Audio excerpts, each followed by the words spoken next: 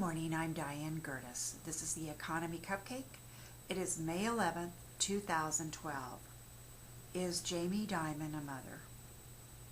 Today, Jamie Dimon, the CEO of Chase, announced that his bank lost almost $2 billion due to a credit default swaps, or as I like to call them, legal gambling with our money. Dang! How does a bank lose $2 billion in 6 weeks? I don't even think I could spend $2 billion in 6 weeks, but boy, would I like to try. And if Chase has that kind of money to play with, why not use the funds to assist, underwater home buyers or underwater homeowners or, the poor, instead of betting at the International Credit Default Swap Casino? His response? I'm bad. But the quote read, it was stupid and he used bad strategy. These weapons of mass destruction were invented by quants, or physicists, employed by Chase in the early 2000s after the repeal of the Glass-Steagal Act in 1999. Less than 10 years after the repeal, these economic weapons led the global economy meltdown, spiraling our country into a different kind of recession.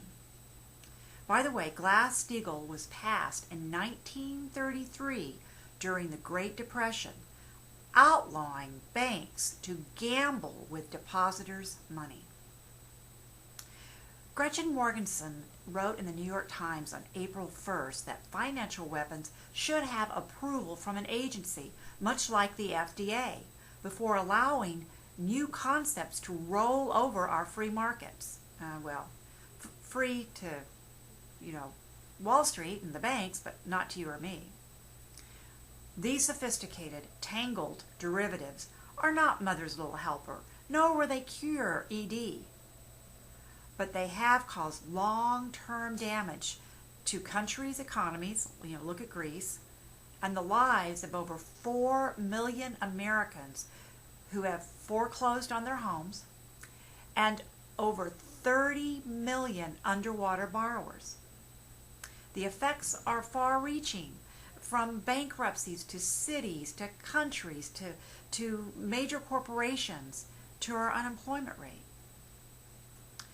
With Mother's Day this weekend, I know, Jamie Dimon and the word mother in the same sentence, although I doubt it's a first.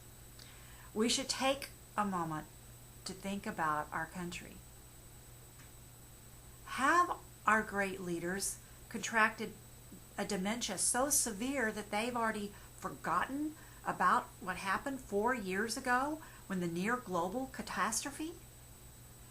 And why do we continue to enable Wall Street's habit of needing an immediate cash fix? Maybe Sheriff Joe should consider a career change. Think about it. He could enforce the banks and Wall Street, make them wear pink underwear, they could all live in tents, and play Monopoly with Monopoly money. Not ours. Have a great weekend, and I hope all women everywhere with a generous spirit and a kind heart enjoy Mother's Day.